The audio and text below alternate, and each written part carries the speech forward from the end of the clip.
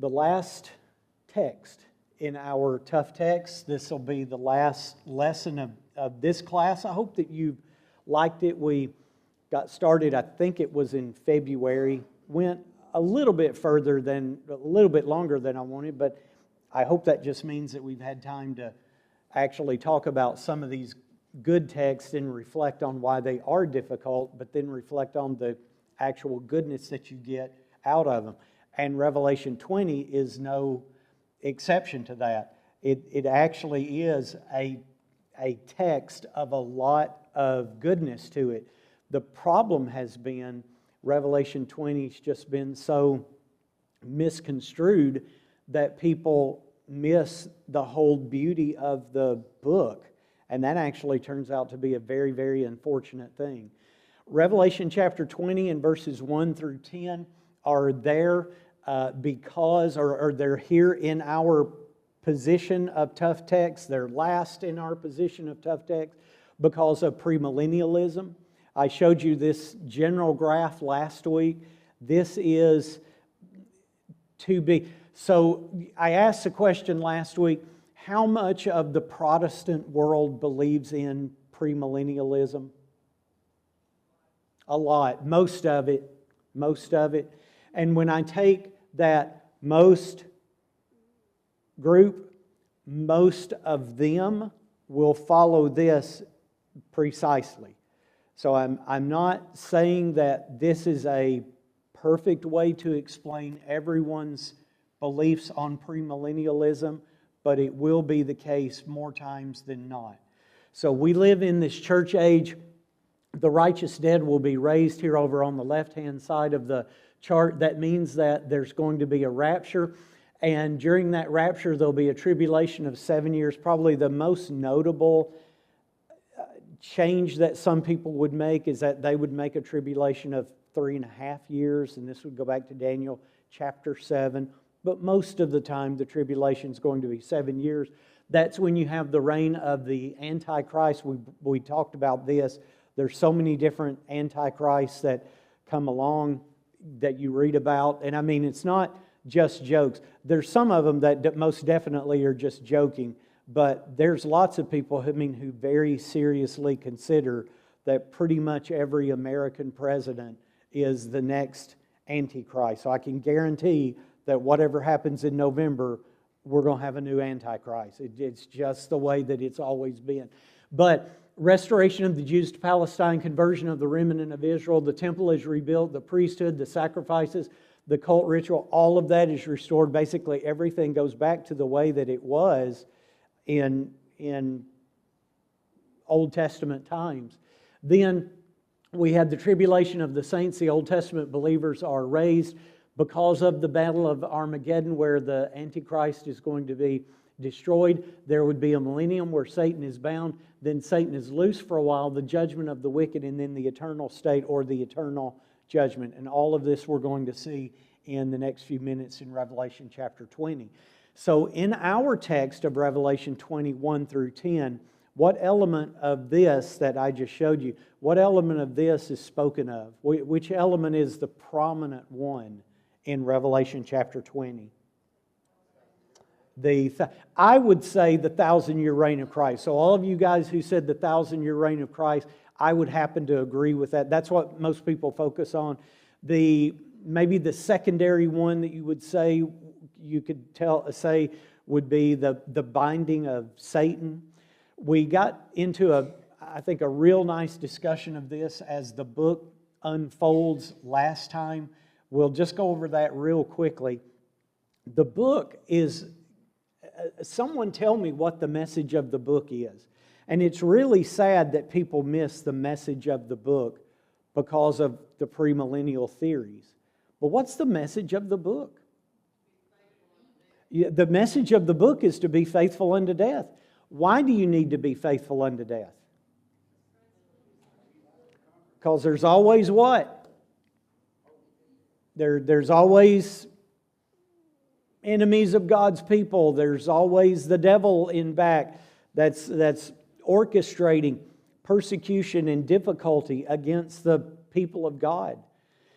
The book of Revelation was a book that was written to be understood within a fairly short time frame. It was actually written as an encouraging book. Some people, I think, properly understanding the book of Revelation would even say that it might be the most encouraging book of the New Testament. And I can really, really see that, because it's showing people who are going to undergo persecution. But these are people who are going to overcome it. Now, not everyone is going to overcome it. Not everyone is going to be able to last through it. But if you can, you're going to be rewarded. And the final section of that reward starts in chapter 20. The book, I think the book is laid out in revealing truth. You've got the seals. The last seal reveals 7 trumpets. The 7 trumpets announce, and they were announcing judgment on this great persecuting power. In history, the great persecuting power seemed to be the Roman Empire.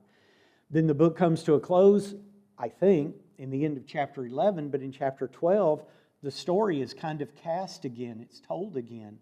Chapters 4 through 11 tells it from the perspective of what takes place on the earth. But 12 through 20 seems to tell it from the perspective of heaven and what goes on in heaven. So starting in chapter 12, you've got all of the characters, I guess you would say. And the first character that's introduced is Satan. But then there's also the characters around the Roman Empire, notably the sea beast and the earth beast. As you go through the book, and it's telling you that all of these are going to be destroyed, that's mainly 14, 15, and 16. Then you get to chapter 17 and 18, and there you've got the harlot, which represents the city of Rome and then all of the Roman Empire that comes along with it. She's going to be destroyed. And that final kind of element is going to take place in Revelation 19, which simply mentions the Battle of Armageddon. Interestingly, there's not actually a lot that's said about the battle itself, just the warning that it's going to happen in the end of 16, and then the fact that it does happen in 19. In chapter 19, that's where we get the famous statement about Jesus. He is what? Revelation chapter 19. A lot of you in your Bibles will have it capitalized. There's not a lot in your Bible that's completely capitalized. In fact, I think I can safely say this is kind of the largest capitalized part in the Scripture. What does it call Jesus in Revelation 19? King of Kings and Lord of Lords. You'll see throughout the Bible the capitalization of, say, the word Lord, an individual word. You'll see the capitalization of the word branch, again, an individual word. But I think this is the longest, most emphatic section. King of Kings and Lord of Lords. So all of these players in what's happening in the world are introduced, and then they're taken away one by one. And Revelation 20, of course, only leaves who?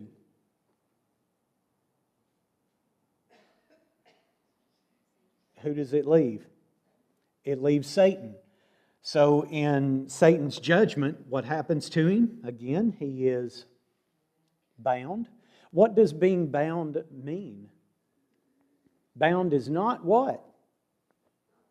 It's not destroyed. It's not like he's removed or erased from the earth. What does it mean that he's bound? That he's restricted. The power that he's able to manifest on the earth was curtailed. And the promise is that if you're able to withstand the persecution, which won't be long, eventually you're going to be victorious. That's what the Battle of Armageddon represented. Eventually you're going to be victorious. And Satan is going to be bound, which means that he's not going to what? He's not going to have the power, particularly the power over all of God's people in a widespread way for the rest of time. He's going to be bound at times. But what did Revelation 20 also tell us? In verse 3, cast into the bottomless pit, shut him up, set a seal on him, so that he should deceive the nations no more until the 1,000 years were finished. But after these things, he must what? Be released a little while. So Satan is going to do what? He's going to be free. He's going to come back. And if I can just say it for a few moments. Judges. When you think about the book of Judges, we studied the book of Judges a couple of years ago, and what prominent fact do you see about the structure of the judges? What prominent feature in the way that the book is structured, what do you see in the book of Judges?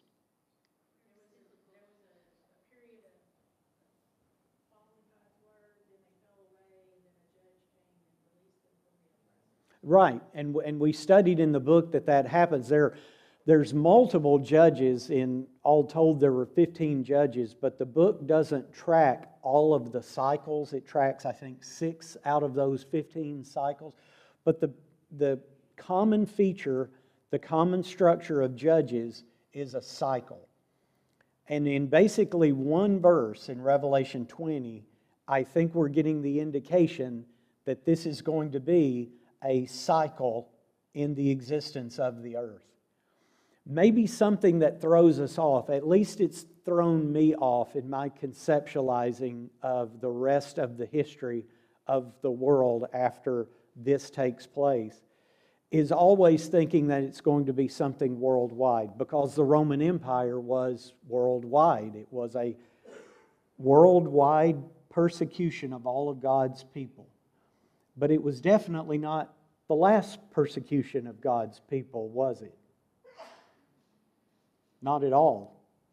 Are there persecutions of God's people going on now? Yes, they're all over the place. You know, you guys know that Jim and I are acquainted with the Philippines and with Africa, and it just kind of depends on what position that you choose in those, on one hand a country and on one hand a continent.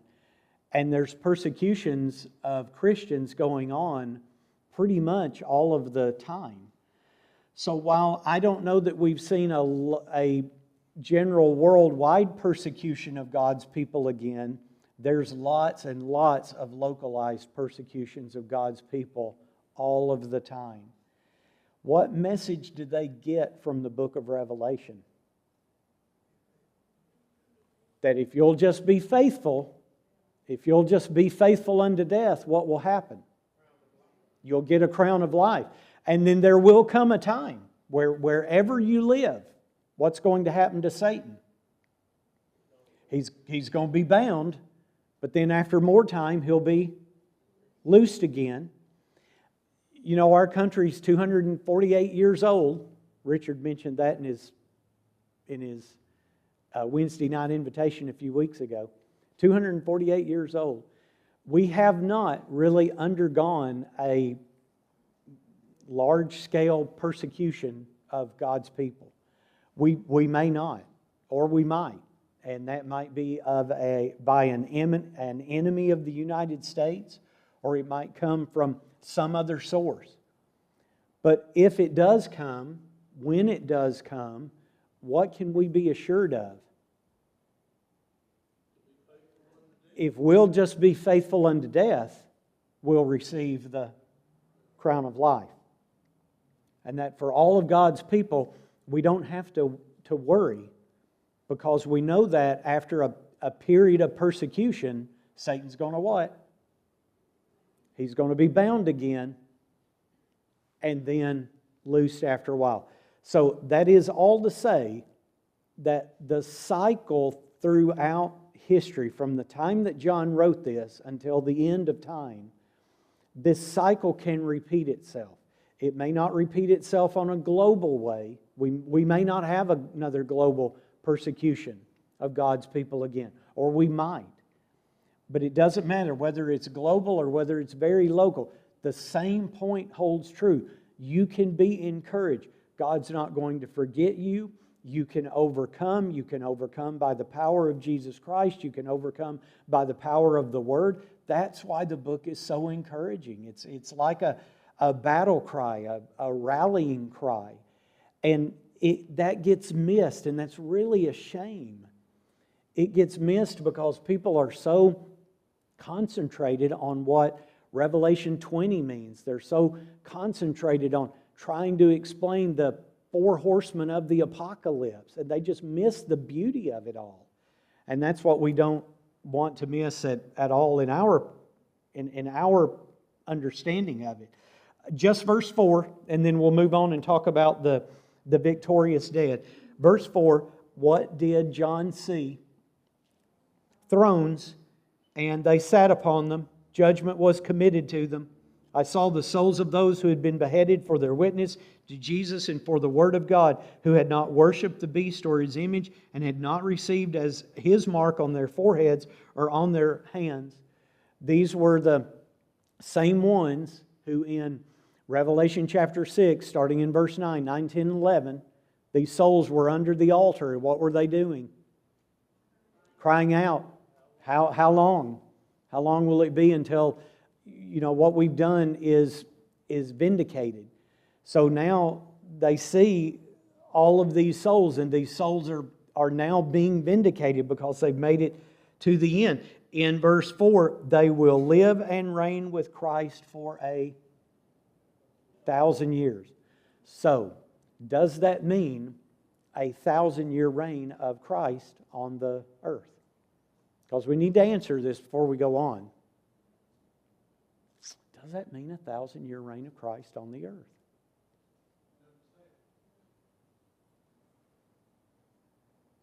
They lived and reigned with Christ for 1,000 years. What does it mean? Yes, I believe it'd have to be, because the rest of it's incredibly figurative as well. Does this mean a 1,000-year reign of Christ on the earth? Because if it is figurative, and the evidence most definitely points to it being figurative, because there's all these other figurative elements in the 10. Honestly, there's all the figurative elements throughout the book. What are we learning about them living and reigning with Christ for 1,000 years? I guess first, where would that be? Where would that be? On the earth or in heaven? So you're talking about people who had been victorious, people who had been, you definitely get that from Revelation chapter 6. They've been beheaded, as it were, for their stand for God, and yet now they're going to live and reign with Christ for 1,000 years. In verse 5, but the rest of the dead did not live again until the 1,000 years were finished. This is what? This is the first resurrection. This is where we closed last week. You've got a first death and a second death, first resurrection and second resurrection. First death and the second death. What did we talk about first death and second death meaning? So first death is the spiritual death when we die because we have sin in our life. What's the second death? Okay, the actual physical death. So the first resurrection and the second resurrection. So second resurrection was a resurrection that I think is much more understandable to us. That is the resurrection from the dead. But the first resurrection, and that's the one I think of all the four, causes us the most difficulty to try to understand it. The cause of Christ, the gospel, the church, if you will, at this point in time had been heavily beaten down because of persecution. But over time, what was going to happen to it? It was going to rise again. And that seems to be this figurative nature, this figurative mention of this first resurrection. So of all of the people who had endured persecution, this church that had seemed to be defeated is going to eventually come back. Now, all of the people who had overcome, on the face of the earth, who were left on the face of the earth. Because remember that persecution didn't always mean that people were going to be put to death. But as Satan is bound, they're going to live and reign with Christ for how long? 1,000 years. So there's shades of this living and reigning with Christ for 1,000 years that most definitely, I think, applies to the earth, but can also apply to the saints' seat, if you will, in heaven after they've died for the cause of Jesus Christ. So, in verse 7, when the 1,000 years have expired, Satan is released. He will go, he will deceive the nations who are in the four corners of the earth, Gog and Magog, to gather them together to battle, whose number is as the sand of the sea. Probably need to explain Gog and Magog real quick.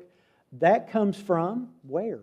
You've got your cross references. Where's that come from? Comes from Ezekiel chapter 38 and 39, actually. Both of those chapters deal with it. 37 is the famous what? Valley of dry bones. So in the Valley of Dry Bones, Israel is becoming reanimated. They come back to life. How do they come back to life? Remember, that's a vision, so it's all figurative too. How do they come back to life? Through Jesus Christ. Through their obedience to Jesus Christ, they come back to life. But, just like in Ezekiel, there's always going to be people who fight against God's people. Now, in Ezekiel, it's different. In Ezekiel 38 and 39, it's not Gog and Magog. It's not two nations. It's Gog from Magog. So Gog seems to be the king, the ruler of Magog. And so John alters it slightly, but it's just representative of the fact that God's people, after Israel becomes, reanimated in Jesus Christ, the difficulties don't stop. John takes that image, he moves it into Revelation chapter 20, and he shows that God's people are always going to have something, somewhere, that's fighting against them. But they can always be victorious. Because in verses 9 and 10, what's going to happen? Ultimately, what will take place? What's going to happen to Satan ultimately? And destroyed them. The devil who deceived them was what? Cast into the lake of fire where the beast and the false prophet are. Remember those, the sea beasts, the earth beasts, the ones who had orchestrated all of this persecution against God's people, against the church via the Roman Empire. They're all going to be cast into the lake of fire, and they will be tormented day and night forever. And that's going to be His final judgment. So it's picturing a cycle. And that cycle can repeat. It might repeat in our lifetime. It may directly affect us. But we always know who is going to be victorious. Jesus is going to be victorious. Because why? Think of chapter 19. He is Lord of Lords and King of Kings. And it's sometimes easy in certain circumstances. It's sometimes easy to be faithful.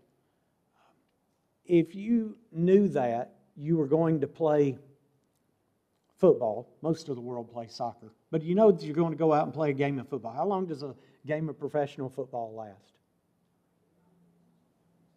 I mean, I know the stated time, but the air time is about what? Air time's about 3 hours. Actual time's about what? About half of that. So, if you knew that you were going to go out and get hideously behind, but come back in the end, would you say, I'll go out there for 3 hours and do it? If you knew you were going to come back and win? If you knew that it were going to be a comeback of Tom Brady, epic proportions, one of his games, playoff game, came back over 20 points in the fourth quarter. It just was unheard of. If you knew that that was going to happen, would you suit up and get out there on the field Even though at halftime it looked like you might as well just take your clothes off, get a shower, and leave? Would you come back? Yeah, you would. Because why? You know what's going to happen. You know you're going to win. This is in a not to be in too cute of a way, but this is the message of the book. So we can think that the cause of Christ can just be destroyed. It can just be utterly gone. But it's never going to be.